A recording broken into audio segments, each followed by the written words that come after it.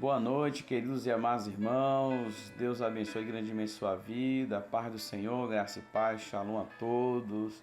Nós estamos aqui nesse momento tão especial para mais um momento de reflexão de 21 dias de intercessão, reforma espiritual. Amém? O nosso tema a ser abordado hoje será a raiz da depressão e é um tema muito interessante. Deus abençoe você que já está conectado. Eu convido você a convidar mais um amigo, algum ente querido da sua família, compartilhando esse link. Amém? Não se esqueça, você que ainda não é inscrito no nosso canal, se inscreva, ative o sininho, deixe seu comentário, isso é muito importante, e vai nos ajudar também, tá bem? Deus abençoe, faça suas anotações nesse momento a qual vamos estar refletindo sobre esse tema, raiz da depressão. Amém? Nós vamos daqui a pouco ler um texto da palavra, mas eu quero orar com você para a gente darmos início aqui. Amém? Para a gente não perder tempo, tá? De uma forma assim maravilhosa. Vamos orar? Enquanto a gente ora, os demais irmãos vão se conectando, para a gente aqui ir ganhando tempo. Amém? Pai, muito obrigado por esse momento em especial. Nós te louvamos, te exaltamos por tua palavra que é verdade, por tua palavra que é absoluta. Abençoe a vida dos meus irmãos que estão agora nesse momento conectados, que estão, Senhor Deus, Pai, se preparando, se organizando, Senhor Deus, para receber a tua palavra. Fala conosco, como o Senhor tem falado, age de uma forma especial, ó Deus. Assim oramos, te agradecemos e te bendizemos em nome de Jesus. Amém? Ok, raiz da depressão. Vamos falar um pouco sobre isso, raízes da depressão, perdão, e depois a gente vai ler um texto bíblico da palavra do Senhor. Amém? Primeira coisa, irmãos, nós vivemos uma época bem difícil em que os avanços científicos contrastam com a corrupção moral, a invenção de valores, a perversão sexual, individualismo exagerado, a epidemia das drogas, a explicitação do ocultismo, já que hoje o que está em pauta não é o ocultismo, mas sim o explicitismo, a permissividade moral e muitas outras receitas de felicidades têm destruído família e desnorteado essa geração, produzindo assim a falência da alma. A atual sociedade está perdendo não só os limites, mas o rumo da vida e o sentido também da eternidade. O resultado disso é previsível. Na mesma proporção em que fazemos as escolhas nos fazem e vão nos fazendo com relação a isso. Toda essa história contra a ética cristã, ao mesmo tempo que comunica uma sensação de liberdade e prazer, de fato destrói as verdades bases para uma vida realizada. Estamos cada vez mais multiplicando doenças e doentes, tá? E como eu já disse em algumas lives anteriores, algumas ministrações, alguns estudos anteriores, não existe um pozinho mágico para a felicidade e uma varinha mágica. Não existe como aprender a viver sem medo e culpa dessa maneira. Fala-se muito contra a lavagem cerebral, mas atualmente temos um banho de lama cerebral, uma sobrecarga de lixo virtual lançado principalmente pela mídia em nome do modernismo. Consequentemente, a corrupção política associada à injustiça social tem transformado a imensa população marginalizada em mercenários de guerra. É um novo modelo de guerra cultural. E essa metamorfose social parece ser irreversível, né? Produzindo tsunamis de pânico e terror ao redor do mundo. É o que temos visto nesse tempo. Apesar do conforto proporcionado pelos avanços tecnológicos, presenciamos uma sociedade abatida, insegura e cada vez mais vulnerável. Essa é a sociedade.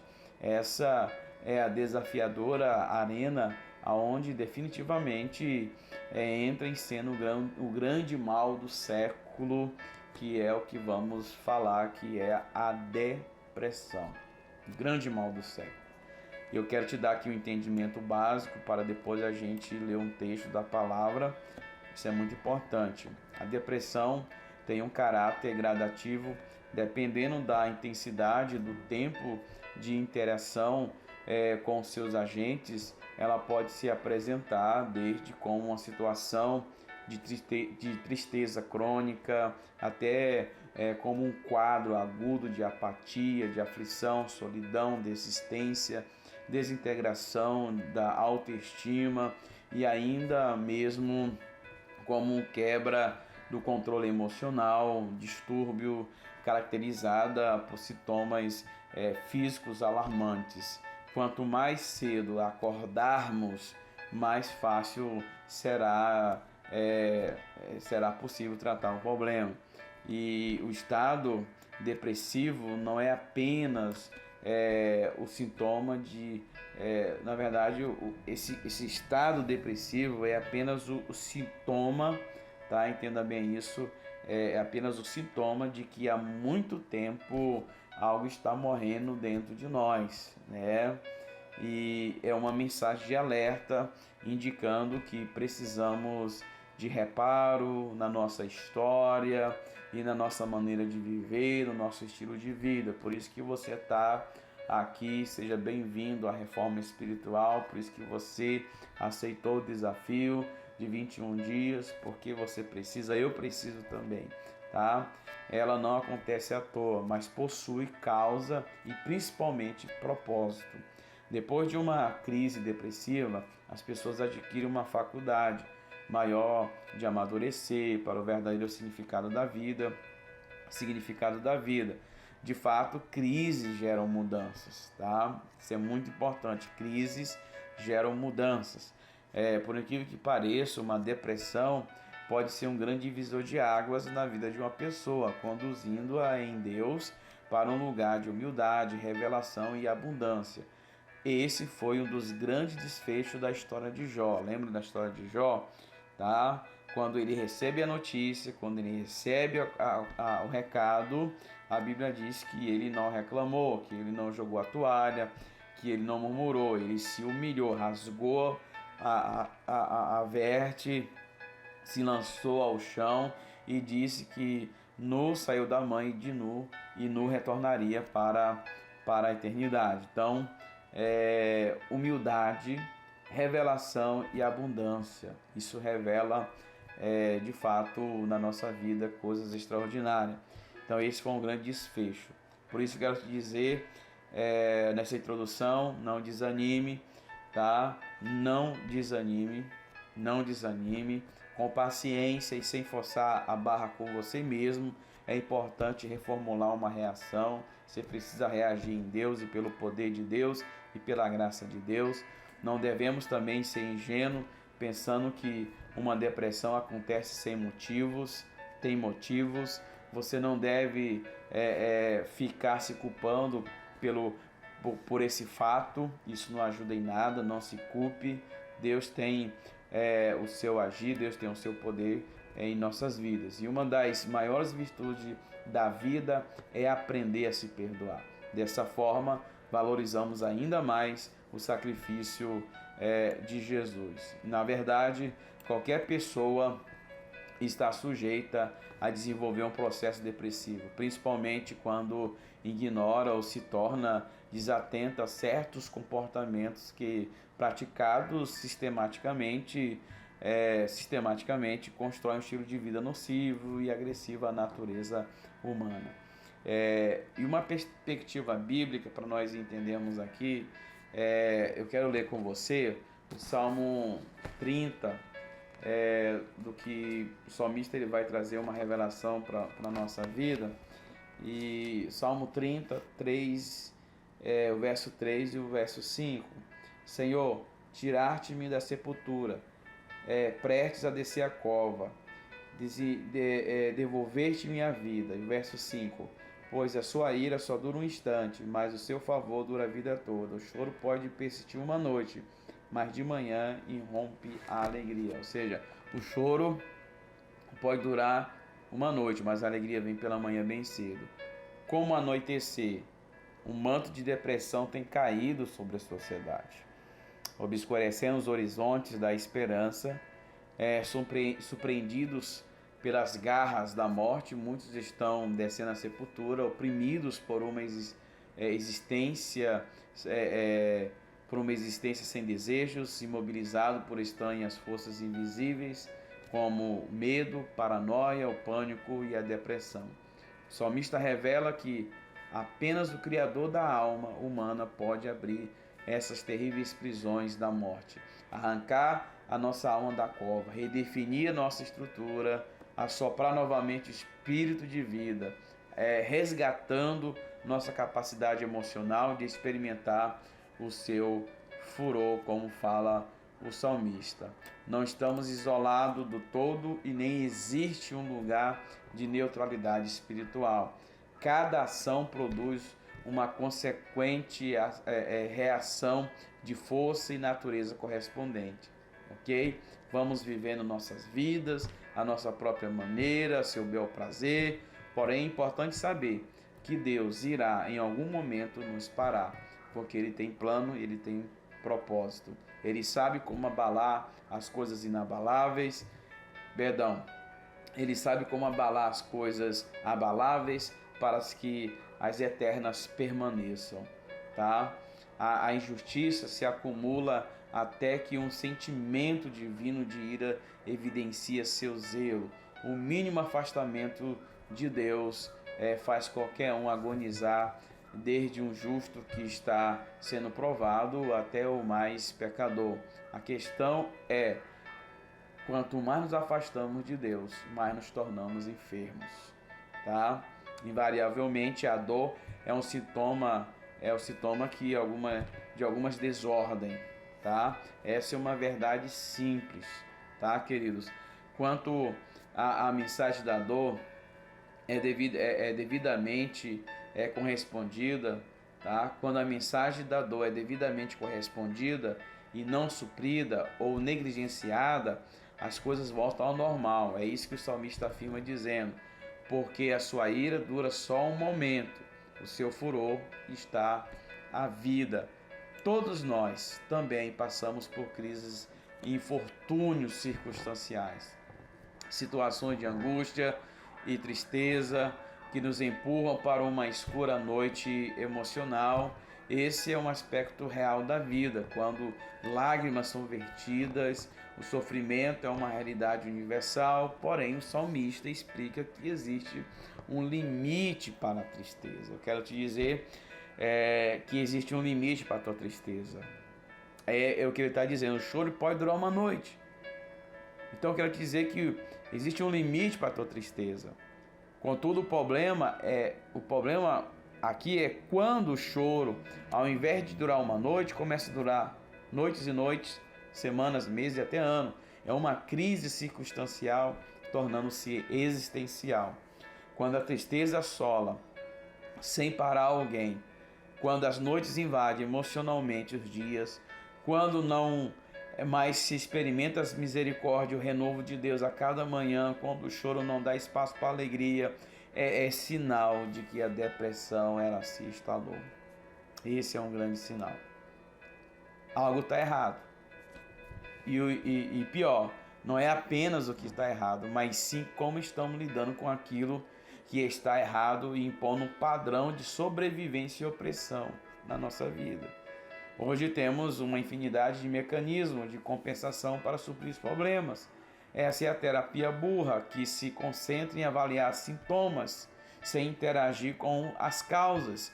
Basicamente, podemos dividir essa questão em 4 categorias: supressão da dor, da culpa, do medo e do mau humor. Então vamos dar uma olhada aqui e analisar esses mecanismos que incubam, que está incubando o problema e não de fato não se encara, porque se incuba e vai encarcerando a alma, vai aprisionando a alma, tá?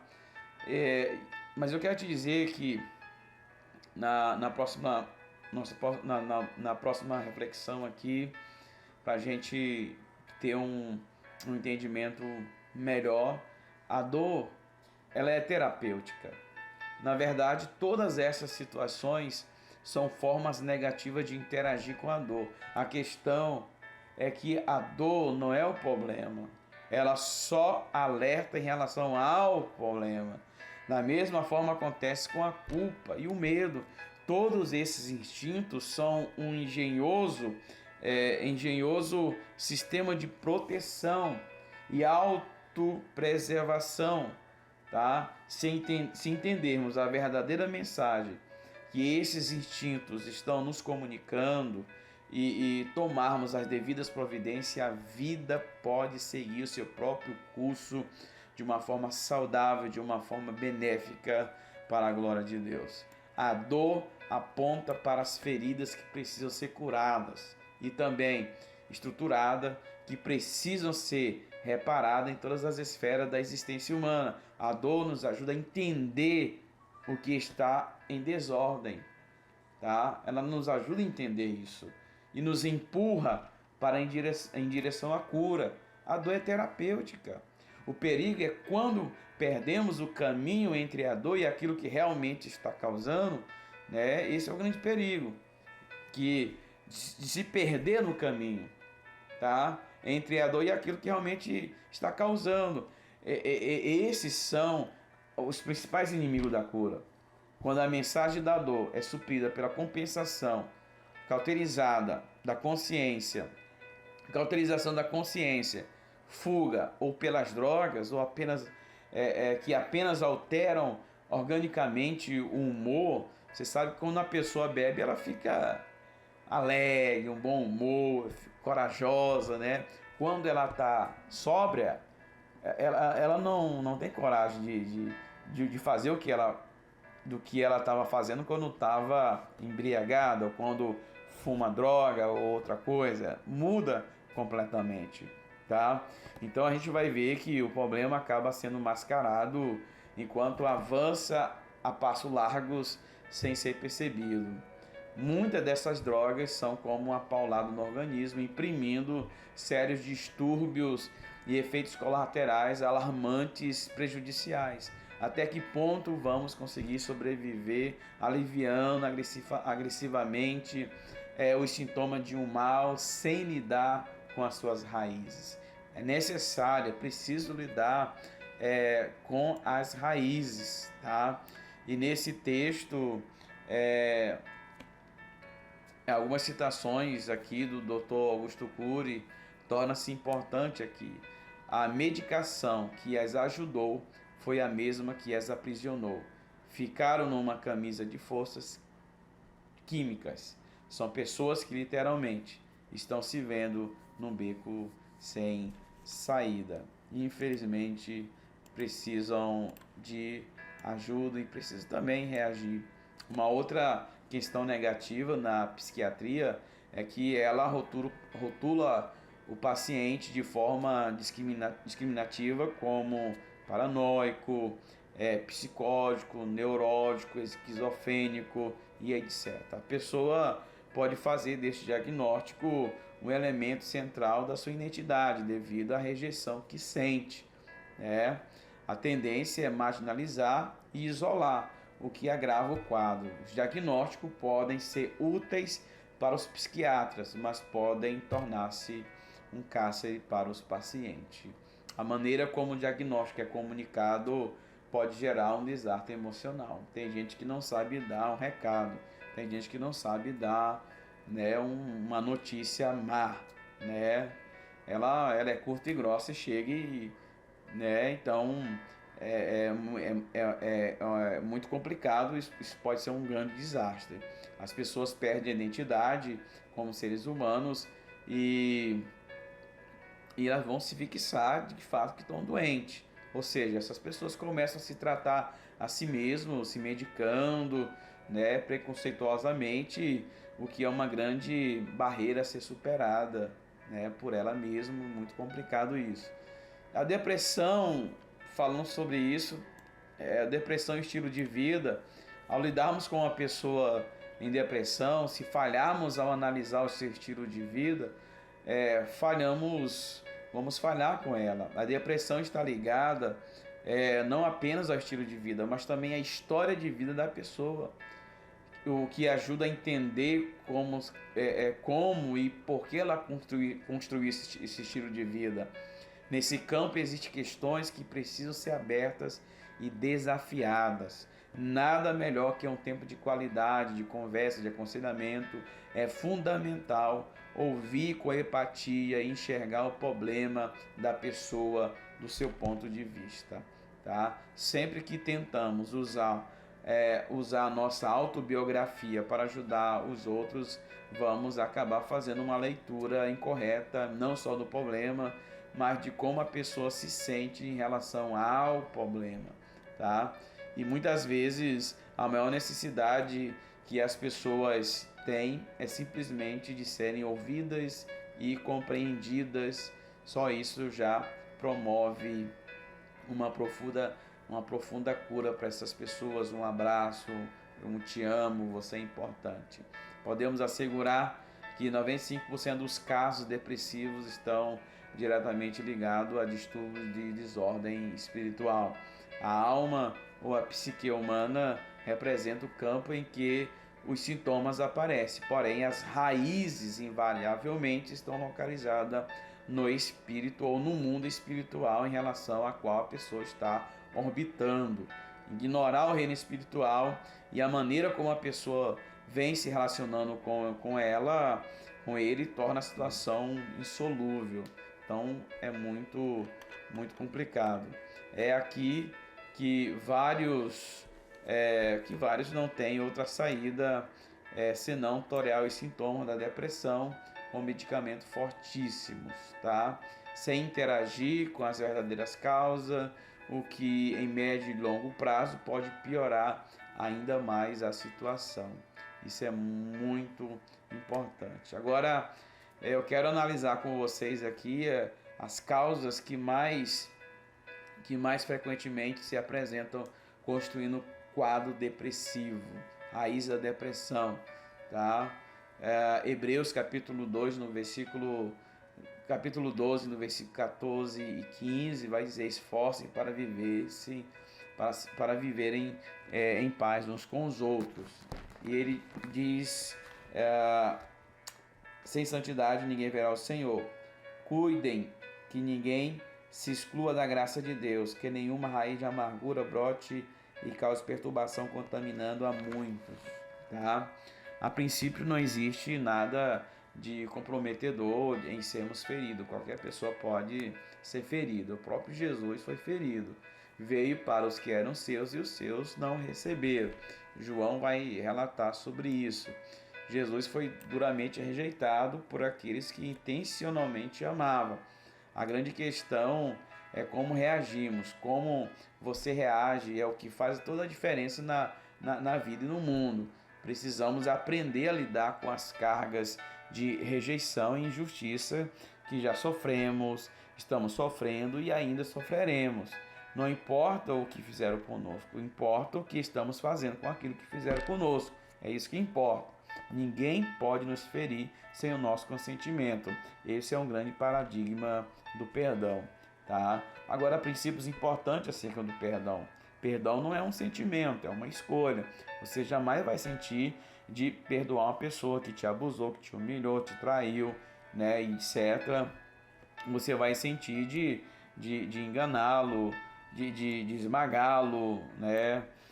Perdão, troquei a palavra. Você vai sentir de vontade de esganar ele. A tendência imediata é buscar alguma forma de vingança.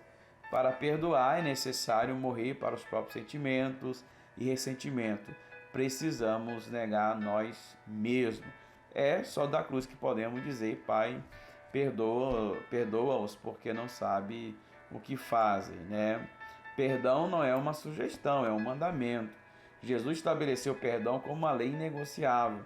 Quando Pedro questiona sobre até quando perdoar, Jesus deixa claro que O perdão precisa ser um modo de viver, ou seja, devemos perdoar não só 7 vezes 7, mas 70 vezes 7 por dia. Essa é a matemática do reino espiritual, tá? Do reino de Deus.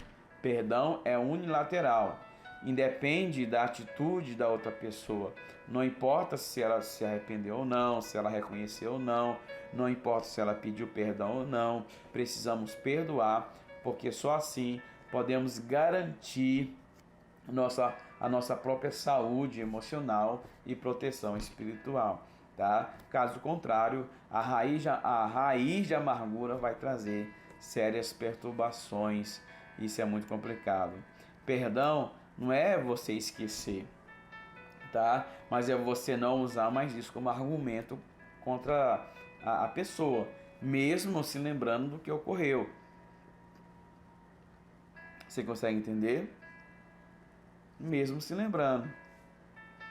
Precisamos entender, perdão, isso é muito importante, que nós precisamos entender.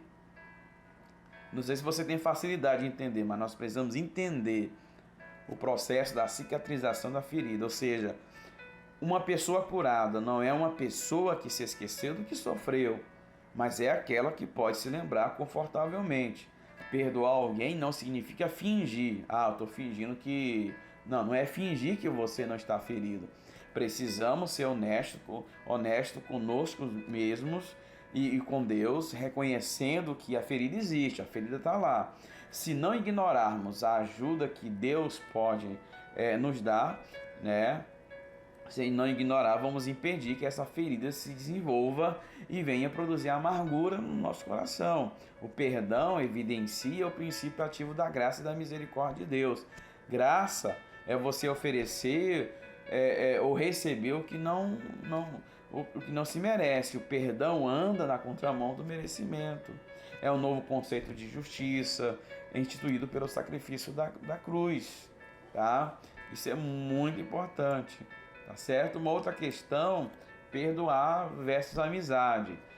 Essa é uma questão que deixa muitas pessoas em conflito. Perdoar significa obrigatoriamente que eu tenho que ser amigo daquela pessoa? Perdoar é incondicional. A amizade e intimidade se fundamentam na credibilidade. Existem requisitos que vão determinar se podemos ou não nos expor a uma amizade legítima. Não podemos escolher a quem perdoar e a quem não perdoar. Não podemos escolher, mas podemos e devemos escolher quem será e quem não será um amigo. Porém, o fato de não escolhermos alguém como amigo não significa rejeitarmos uma convivência com essa pessoa, tá? Ou tê-la como inimiga. Aí vem a fase do perdão. É fundamental entendermos o processo do perdão. E essa compreensão pode ser algo decisivo na batalha interior que uma pessoa ferida tem que enfrentar. Primeiro, indiferença. A indiferença pode ser a principal característica de que uma pessoa ferida, tá? De uma pessoa ferida. A indiferença é a principal característica, que tem alguém que está ferido. Na prática, o exemplo oposto do amor não é o ódio, é a indiferença, tá? A rejeição prolongada pode produzir um sofrimento tão agudo que mata o sentimento e aniquila qualquer tipo de consideração pelo agressor. Depois de lutar muito com a rejeição, a tendência é se tornar indiferente, ou seja, como não podemos matar literalmente a pessoa, escolhem matá-la dentro de nós, dentro do nosso coração, tá? Outra coisa é a raiva. Ao perceber que não temos outra alternativa senão perdoar, a tendência é a indiferença, tá? Se transformar em raiva. Raiva, pessoa zangada. E isso é um sinal que a ferida está sendo espremida. A raiva, por incrível que pareça, é menos pior que a indiferença. A pessoa já está reagindo e saindo do coma emocional, tá? Outra coisa, o conflito. Mediante a convicção do Espírito Santo, a raiva vai perdendo a força e a pessoa já consegue lidar com os seus sentimentos, tá? A pessoa percebe que pode enfrentar tudo aquilo, aquilo tudo, mas ao mesmo tempo, né, parece não querer. Um sentimento forte de que o ofensor não merece ser perdoado vem à tona, vai cair na ficha. Porém, não é mais uma luta desigual. A pessoa, além de saber que precisa perdoar, ela começa a perceber que pode perdoar, tá? Racionalmente está apta a considerar que essa é a melhor opção a se fazer, tá? Perdoar. Uma outra coisa é a frustração. Nesse estágio, a pessoa está totalmente convencida de que tem que perdoar e de que pode perdoar, apesar de não gostar muito da ideia, né? Vem um certo sentimento de tristeza e frustração. Porém, ao mesmo tempo em que se sente impotente diante de tudo que sofreu, é fortalecida por uma convicção de que está fazendo a coisa certa, a coisa necessária, tá? E uma outra coisa, queridos, a aceitação. A pessoa se conforma com a ideia colocando a obediência acima dos seus sentimentos. E quando nós colocamos a obediência acima do nosso sentimento, temos sucesso. A vida emocional volta ao equilíbrio, tá? Submetida ao governo do Espírito. E a outra coisa, a paz. Após sustentar com firmeza a postura de perdoar, ela começa a desfrutar da paz que há tanto tempo ela perdera. Ela respira livre, leve e solta, ela tem paz, ela tem alegria. Esse é um indubitável sinal da vitória sobre a amargura, tá? E uma outra coisa é a memória cicatrizada, consequentemente, sente-se totalmente consolada pelo Espírito de Deus, confortavelmente pode se lembrar das injustiças sofridas, mas curada, memória cicatrizada. E em último lugar, bom humor. Sintoma de uma memória curada é o bom humor em relação ao que se experimentou. O bom humor é simplesmente a menor distância entre duas pessoas, ok?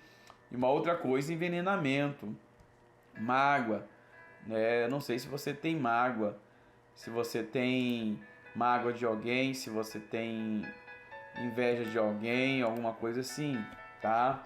A falta de perdão produz uma ferida, tá?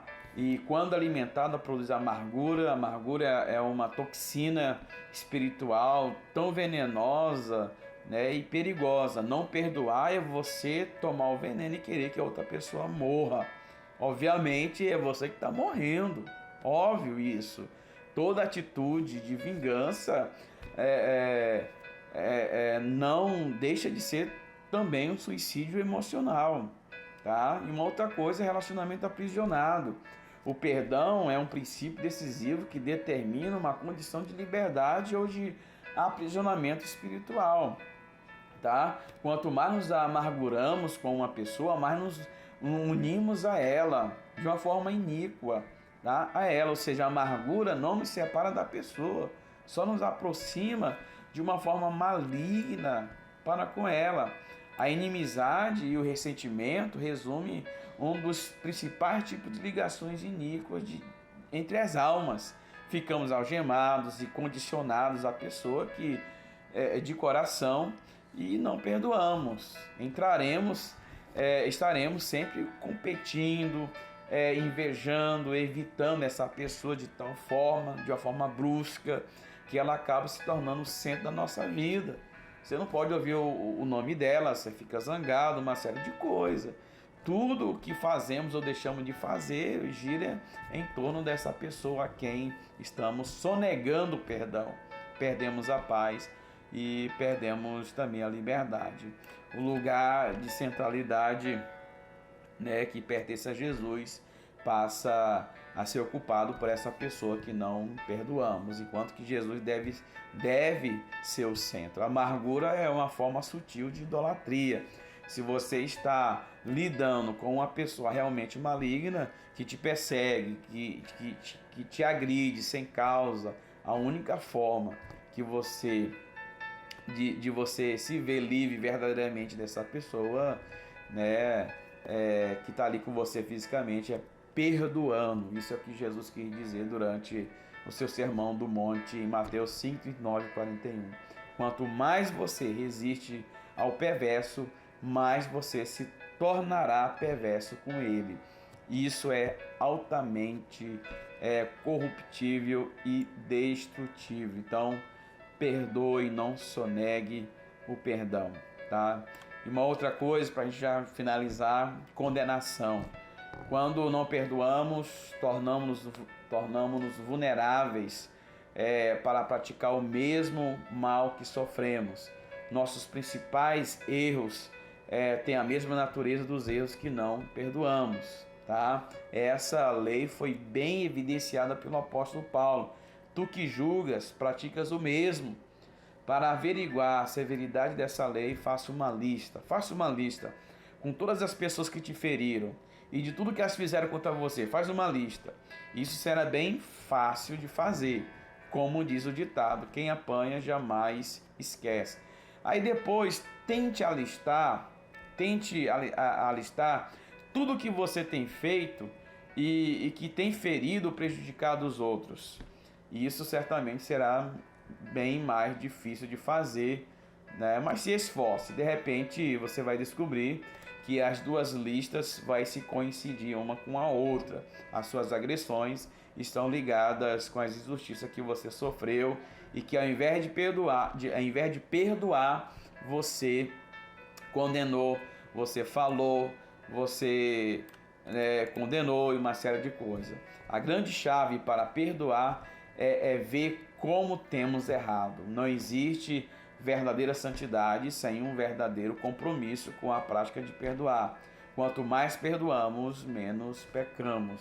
Quanto menos perdoamos, mais erramos com os outros. Se esse processo não for interrompido, acabaremos culpados, sentenciados pelo nosso padrão de julgamento, condenados, aprisionados, penalizados e atormentados. Enfermidades físicas, colapsos emocionais, crises nervosas e depressivas passam a frequentar a nossa vida. Mateus 18, 32 ao 25. Amargura e rebelião pode ser redefinida como atestado de fracasso mediante rejeição e injustiças sofridas, tá? Resumindo, toda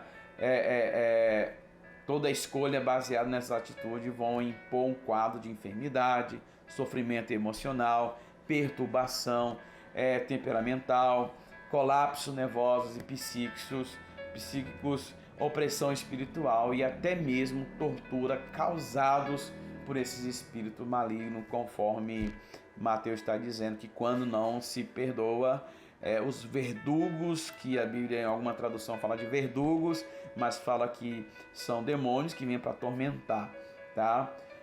O outro princípio que enfatiza essa ligação entre a falta de perdão e uma vida condenada é a ceia. A essência de ceia do Senhor é reconciliação e comunhão. Um autoexame dos nossos relacionamentos deve ser minuciosamente feito. Uma negligência nesse sentido pode ser fatal, tá? Praticar o ato cerimonial da ceia do Senhor sem discernir o seu conteúdo moral pode trazer consequências trágicas. Quando tomamos a ceia sem perdoar, estamos pecando contra a unidade e a integridade do corpo de Cristo. E esse é o real motivo de muitas pessoas estarem doentes ou também morrerem de uma forma prematura, tá? É necessário enfatizar que muitas enfermidades e mortes prematuras nada mais são que a consequência de endurecermos o nosso coração para Deus em relação às pessoas que precisam do nosso perdão. Sem esse discernimento do corpo de Cristo, que vem pelo próprio sacrifício de Cristo, o sentido da ceia é invertido pela incoerência, transformando-se em condenação, em pura condenação, tá? E uma outra coisa também, queridos, falta de perdão, depressão e câncer. A ciência tem identificado as células cancerígenas como células angustiantes, ou seja, são parte do organismo que sofreram tão fortemente o impacto do tormento espiritual que aflige a pessoa, que passaram a se reproduzir na forma anormal, e alguns tipos de câncer podem ser nada mais, nada menos que a somatização da amargura que está dentro da pessoa. Ok? Cientistas estão percebendo a ligação entre a falta de perdão, a depressão e, consequentemente, o câncer. A Bíblia fala que a raiz de amargura contamina os outros. A gente leu aqui em Hebreus. O câncer nada mais é que esse processo orgânico da amargura e contaminação no contexto das células humanas.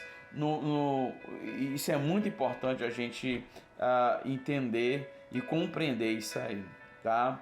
E para finalizar aqui, queridos, para fechar aqui esse nosso tema, depressão, identificando uma pessoa amargurada. Vamos ver se você se enquadra nessa identificação.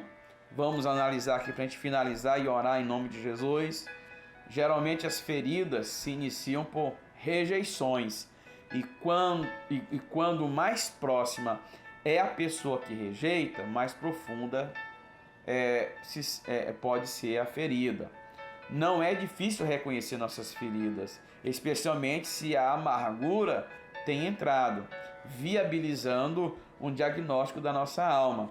Vamos listar algumas características básicas de uma pessoa amargurada. Primeiro, falta de interesse por outros.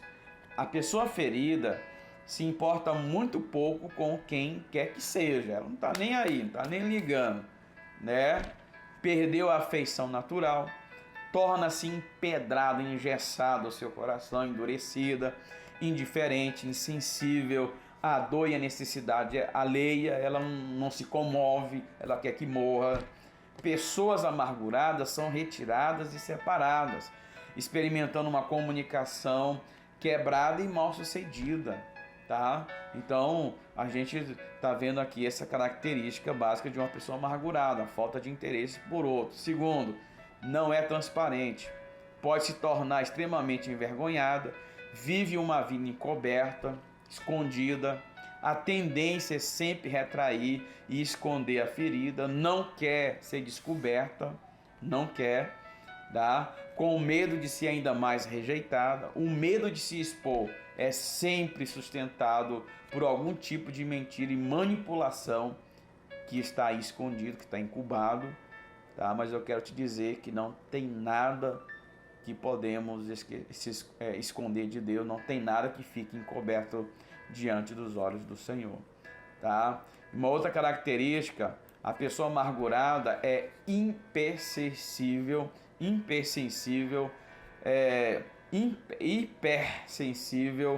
e melindrosa. Fere-se muito facilmente, né? Ela se fere facilmente. Como já está sofrendo, reage tomando qualquer correção como sendo rejeição. Já estão me rejeitando, já não me querem mais no time, já não querem mais na turma. É muito vulnerável às vãs imaginações. Não pode ver ninguém conversar, tá falando de mim, estão falando de mim, né? E tira sempre as piores conclusões daquilo que os outros estão pensando ou comentando, mesmo que não seja sobre ela, ela vai tirar essas conclusões, tá? E uma outra coisa, outra característica aqui é a tendência de possessividade. Raramente ela tem um verdadeiro amigo, raramente ela tem.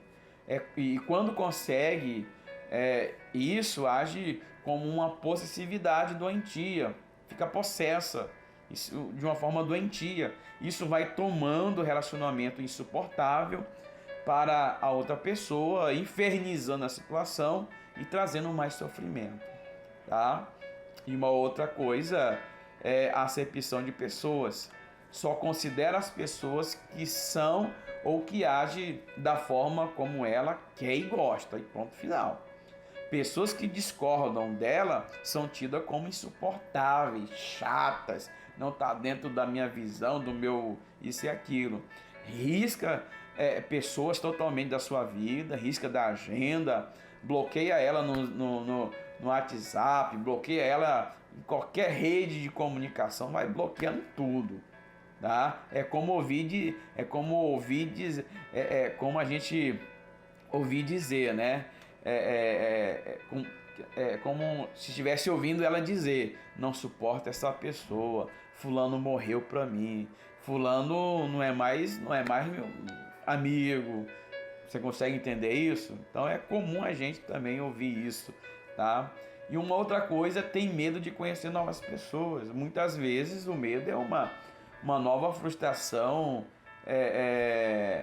o medo de uma nova frustração, na verdade, e superam essa expectativa de um novo relacionamento.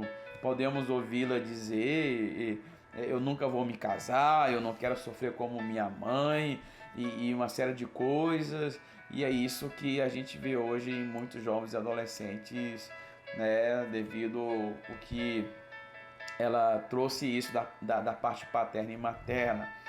E uma outra coisa, querido, tem que ser sempre atendida nas exigências imediatas. Não sabe ouvir um não ou um espera. É uma outra característica muito complicada. As coisas têm que ser apenas do jeito e na hora dela, intransigente, né? Então, assim, muito complicado. Essa característica tem que ser sempre atendida nas suas exigências imediatas. E uma outra coisa, mostra pouca ou nenhuma gratidão para com os outros. A pessoa se concentra tanto na sua ferida que não consegue perceber a bondade dos outros e os favores que tem recebido, sabe? Ela não vê. É aquele tipo de pessoa que você está sempre ajudando, levando, buscando, aconselhando, né? Só falta carregar a água na peneira para ela, só falta isso, né? E num dia que você não pode atender um dos seus caprichos, ela simplesmente vomita a sua ingratidão. Você nunca faz nada para mim, você não me ama, você é isso, você é aquilo, uma série de coisas. É uma pessoa que precisa de uma cura, tá aí amargurada, tá aí muito complicada aí na sua vida, tá? E uma outra coisa, geralmente vai falar a palavra de lisonjas ou de críticas duras, né? Ou é 8 ou é 80, ou a pessoa é a melhor do mundo para ela, ou é a pior. Ou elogia demais, ou critica demais, enquanto se sente agradada, é a melhor, né? E por qualquer frustração mínima que seja, torna-se a pior, né? Não sabe respeitar os maus momentos a que todos estão sujeitos. A pessoa ferida julga toda a vida do outro por um insignificante momento de infelicidade que teve. É complicado, né? E uma outra coisa, queridos, guarda mágoa por longo tempo e acha extremamente difícil perdoar. Condena outros com muita facilidade, extravasando sua ira injusta que vem da ferida. Podemos ouvi-la dizendo: não consigo perdoar aquela pessoa. Toda pessoa viciada no ressentimento vai se convencendo cada vez mais de que obedecer ao mandamento de perdoar é muito penoso. Essa é a ótica de Satanás, do diabo. Não vem de Deus. Na verdade, perdoar não é impossível e muito menos difícil. É a maneira mais fácil e barata de resolver os principais problemas e conflitos da vida. Difícil e extremamente doloroso é não perdoar e morrer, ficar com a vida amargurada, ser acometido de câncer e ficar aí vulnerável aos ataques do inimigo. E uma outra coisa e última coisa, queridos, frequentemente tem atitudes obstinadas de rebelião aberta. Toda pessoa ferida desenvolve um orgulho muito forte. Toda pessoa ferida desenvolve um orgulho muito forte. Feridas e orgulho são coisas proporcionais. ok? As feridas se concentram no orgulho, viabilizando a existência e a influência deste. O orgulho pode contaminar nossas decisões, sustentando a obstinação. Obstinação é insistir em uma decisão errada, é defender com diligência uma ação que ela sabe ser incorreta, com o intuito de se auto-justificar. Aqui entendemos a feitiçaria da rebelião. Só a ferida pode justificar esse tipo de insensatez. Só a ferida. Ok? E uma outra coisa, eu falei a última, né, irmão? Mas não é a última. Uma outra coisa busca mais companhias, com o intuito de se sentir apoiada em relação às suas feridas. Precisa de outras pessoas rebeldes e feridas para se sentir encorajada. Essa lei espiritual pode ser expressa da seguinte forma: os feridos, eles se atraem. Os feridos. Por isso que vem os montinhos, vem uma série de coisas dessas pessoas que estão insatisfeitas, tá? E uma outra coisa, querido, experimento extremos, tá? No humor. Muitos felizes por alguns minutos e depois terrivelmente mal-humorado. A vida emocional totalmente estável, com alto e baixo. Irrita-se muito facilmente com qualquer imprevisto ou frustração, e dessa forma pode tratar muito bem de uma pessoa, como também pode tratá-la extremamente mal. Depende da situação emocional do momento, tá? E uma outra coisa, agora é a última, dada a maledicência. Toda pessoa amargurada tem sérios problemas com suas palavras. Invariavelmente, da sua ferida vão jorrar palavras irresponsáveis de condenação e difamação, sempre pelas costas, quando a pessoa vira, né, e vai. Ou seja, tem hábito de falar mal de pessoas ausentes. Você não tem coragem de falar na frente, mas pelas costas. Jesus, quando queria dizer alguma coisa para os religiosos, para os fariseus, ele não dizia assim: Pedro, vai lá e fala. Não, Jesus dizia, né, raça de vírgula, né? Quando Pedro quis dar uma ajudinha para Jesus, Jesus falou abertamente, foi direto, né, para trás de mim, Satanás. Então, Jesus sempre foi direto, ele não mandava recado. Então, essas pessoas, elas têm dada a maledicência. Suas opiniões em relação às pessoas ou situações que nem conhece são sempre negativas e amargas. Dessa forma, acaba contaminando muitos outros com a sua amargura. Então, nós precisamos, em nome de Jesus, arrancar, ser sincero com a gente mesmo. Eu sempre falo no aconselhamento com as pessoas que elas não têm que ser 100% verdadeiras comigo. Não, elas têm que ser 100% verdadeiras com elas mesmas. Amém?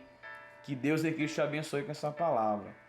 Que você possa rever seus conceitos e áreas, né, na sua vida, se de fato não está precisando aí de uma reforma nessa área da depressão, da vida emocional, tá? E eu deixei aqui para vocês, comentei aqui sobre características básicas de uma pessoa amargurada, tá? Vamos orar ao Senhor e encerrar esse momento tão precioso.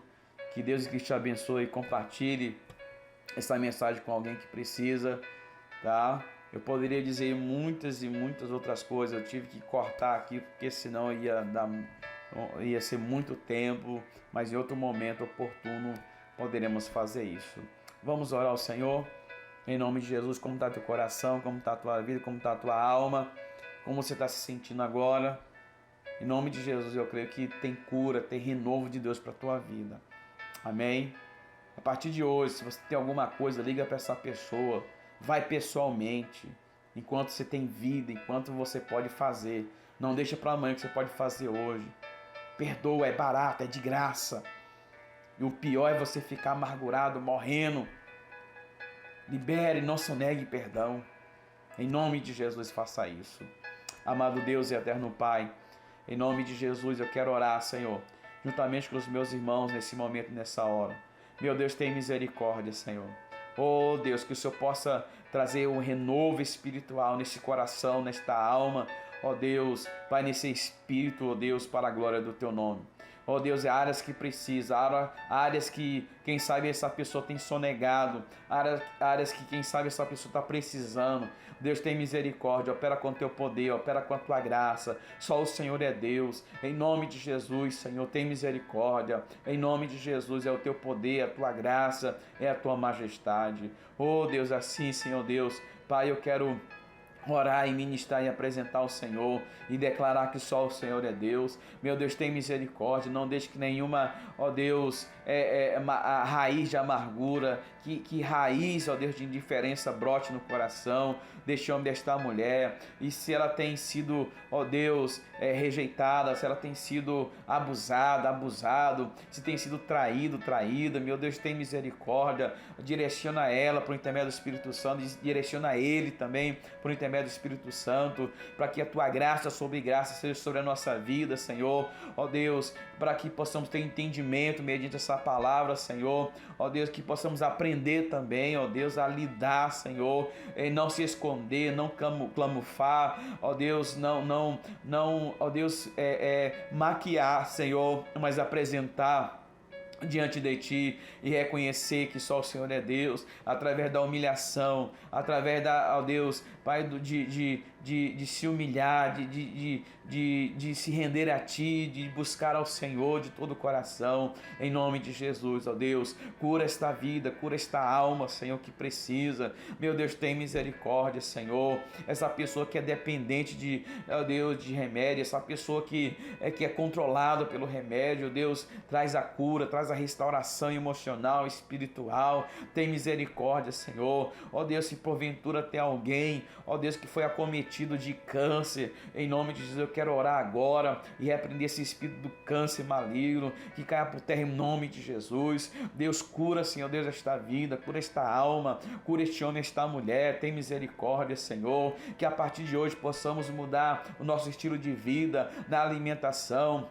ó Deus, e na vida de comunhão para com o próximo. Deus, tem misericórdia, Senhor, em nome de Jesus, para que todo mal caia por terra, Senhor, conceda saúde espiritual, conceda saúde emocional a este homem, a esta mulher. Em nome de Jesus, ó Deus, Pai, que ele veja a Tua graça, que ele veja o Teu poder, ó Deus, de uma forma maravilhosa, de uma forma gloriosa. É a minha oração, é o meu pedido a Ti, Senhor, nesta noite, em nome de Jesus. Em nome de Jesus, só o Senhor é Deus, só o Senhor é poderoso, grandioso, ó Deus, para agir, ó Deus, para operar de uma forma tremenda, maravilhosa. Muda, Senhor Deus, e restaura, Senhor Deus, a mente, o coração desta pessoa, em nome de Jesus, em nome de Jesus. Ó Deus, derrama da Tua graça, derrama do Teu amor, do Teu perdão, em nome de Jesus, e nos ajuda, Senhor, oh Deus, nos ajuda com a Tua graça, tem misericórdia, em nome de Jesus. Eu declaro saúde, eu ministro em nome de Jesus, saúde emocional, saúde física e espiritual, Senhor, em nome de Jesus, que toda a enfermidade, que todo mal, toda assolação, tristeza, oh Deus, toda angústia, Senhor, caia por terra em nome de Jesus, e que este homem, esta mulher seja renovado, restaurado, com a alegria que vem do alto, com a alegria que vem do Senhor, porque a alegria do Senhor é a nossa força. Oh Deus, em nome de Jesus, que haja um limite para esse choro, que haja um limite para essa angústia, porque o choro pode durar uma noite, mas a alegria vem pela manhã bem cedo. Assim nós oramos, te agradecemos e te bendizemos, em nome de Jesus. Em nome de Jesus. Que Deus em Cristo te abençoe grandemente com essa palavra. Amém. Vamos continuar no propósito. Glória a Deus. Deus abençoe grandemente. Tenha todos uma noite abençoada em Cristo Jesus.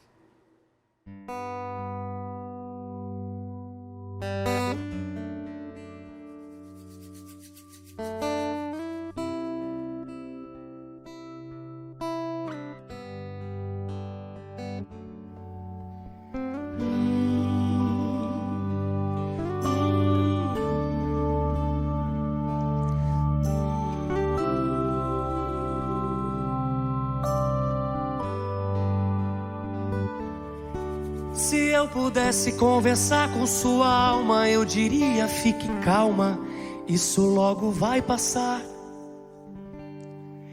Eu daria um conselho: chore mesmo, e enquanto chora, aproveita pra orar. Porque quem chora pra Deus é consolado, é bem-aventurado e Deus não desamparará. Ele mesmo enxugará as tuas lágrimas, então desabafa e deixa Ele te abraçar. Oh, glória. Calma, calma, não se preocupe, tenha calma. Calma, calma, eu dedico esse refrão pra sua alma. Calma, calma, não se preocupe, tenha calma. Calma, calma, eu dedico esse refrão pra sua alma.